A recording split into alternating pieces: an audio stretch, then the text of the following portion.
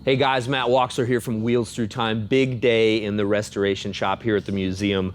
We've got the 1912 Harley-Davidson Model X8E here in the shop. Today is the day we're going to get this bike running for the first time. Now this machine is brand new to Wheels Through Time. Some of you guys may have seen the sneak preview we put up just a few days ago about getting this machine from our good friend Barry. Incredibly proud to have the bike here at the museum. It's now our earliest Harley-Davidson twin cylinder motorcycle. So incredibly rare model, the X8E. They made about 1,500 of these.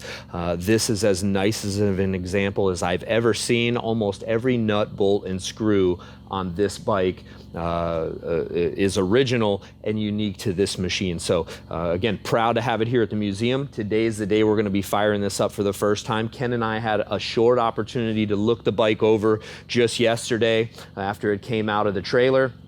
And everything looks to be in good working order. One thing you can tell when you look at bikes of this age is how well they were stored and how much they were used. This bike does not show a lot of wear. It's incredibly straight. The engine still has much of the original nickel plating. Overall, the bike looks very low hours. So we're hoping we're going to have a best case scenario here. We're going to get this bike on the lift momentarily, check for spark, check for compression, check to make sure the gas tanks don't leak, petcocks work, see what sort of oil we got in the lower end, and hopefully in just a few minutes we'll be firing this thing up for the first time. So again, 1912 was the second year for the Harley-Davidson Twin, and 1911 they debuted the twin cylinder model, 49 cubic inches and belt drive in 1911. Actually, 1912 was the first year for Harley-Davidson's 61 cubic inch model. So the 61 cubic inch model from Harley-Davidson was offered right up through 1952 actually. So significant machine and kind of a displacement combination that Harley stuck with for a long time. 3.5 inch bore, 3 5/16 stroke. They used it on J models, they used it on knuckleheads, they used it on panheads. So we're gonna get this thing here set up on the rear stand, check the lifter adjustment, and hopefully we'll be running in short order. Okay, we noticed that it was difficult to pedal over. Now, as you notice with the pedal start motorcycles, there's no kick start. So the way that you fire these bikes up, some of you guys may have seen this on Drive for History. You roll back the decompressor, it lifts the exhaust valves. When you lift the exhaust valves, you don't have any compression. You can pedal that bike over, build some inertia with the flywheels, drop that decompressor, and the bike should fire up. So what we've noticed here is that all of the valves appear to need adjustment. This is your front intake.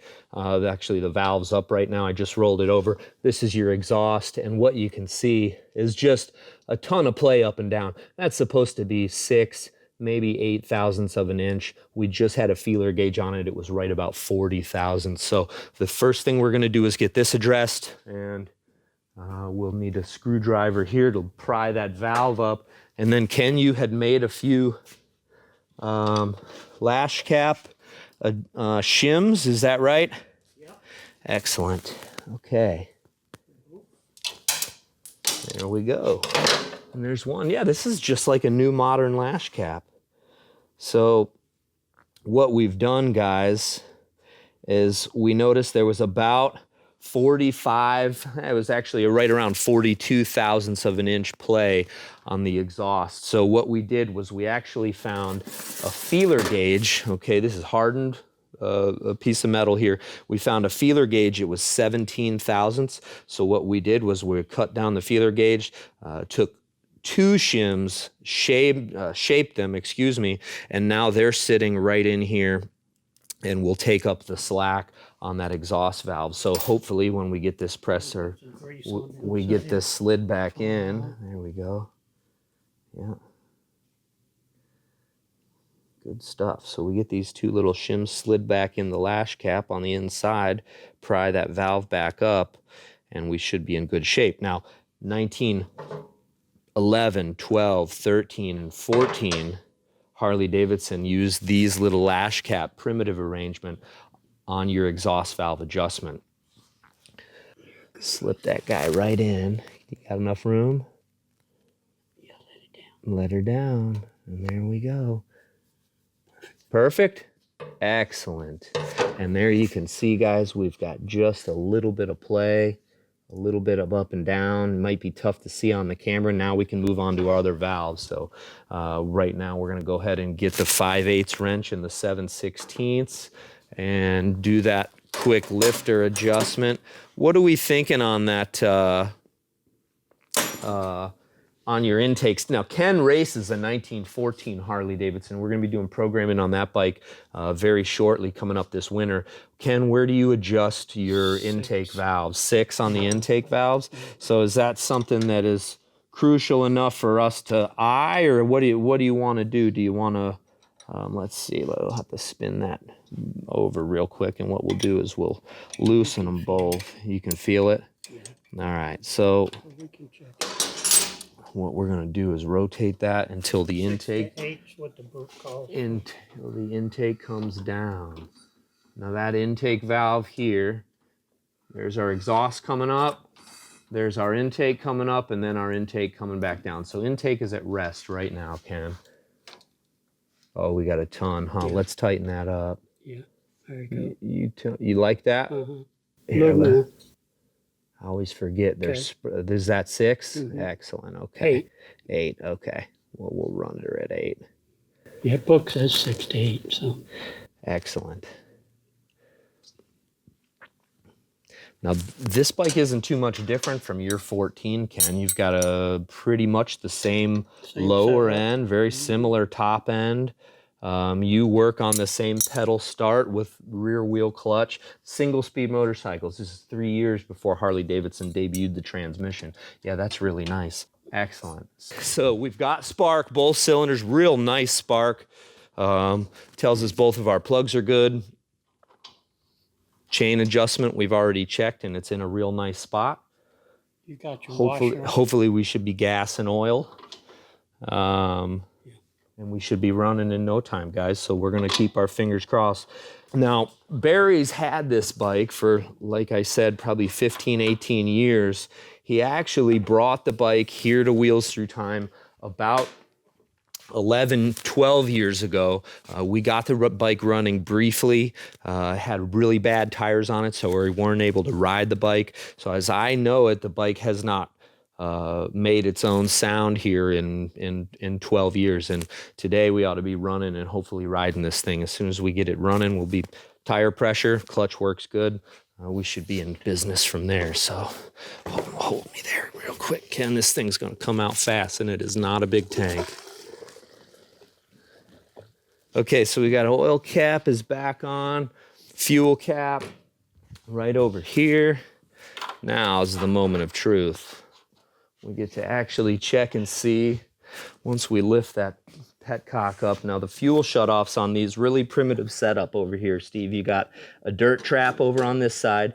It's a primitive filter, nothing more to it, little screen inside. You've got a needle and seat assembly here, so as we unscrew this and raise it, we should be allowing fuel to the float bowl. We're going to look for weepage around here, around the fuel line, weepage right at the float itself. Sometimes those needle and seats stick a little bit, so a little bit of a tap. It's going to stick there for a minute. So,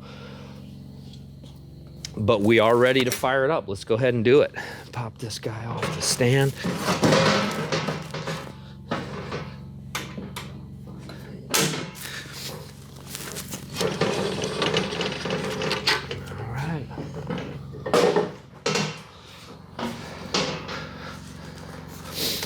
All right, guys, moment of truth. Hopefully it starts, runs, and operates just like it should. Now, one thing I noticed is that this stand looks like it needs to be straightened, so we're going to keep our fingers crossed that it lasts through our initial starting procedures. So, starting procedure on a bike like this, throttle like normal. Again, we're pedaling to start the bike. Decompressor way over on this side. Lifts your exhaust valves up. Yeah, we're pedaling through really nice and easy. We'll get things a little bit. All right. So what we're going to also do is loosen that choke up as much as we can. I believe we are tight right there. So, should we give it a go? Let her rip.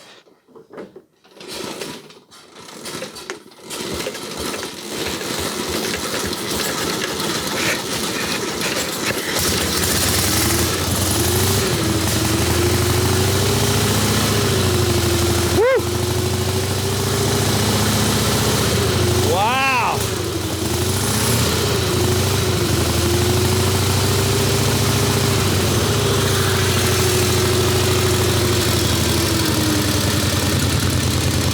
Oh, listen to that sound. Original muffler.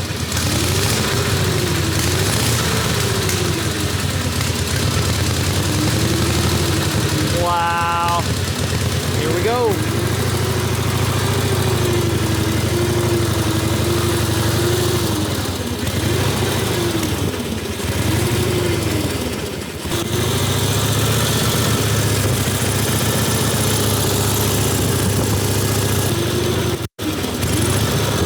Check this one out, Steve. If you ever wonder why they call these Harley-Davidson silent gray fellows, come check this out.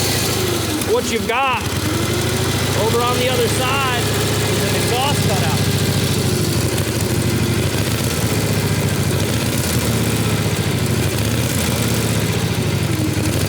Open it up for outside town use, close it down for in-town use.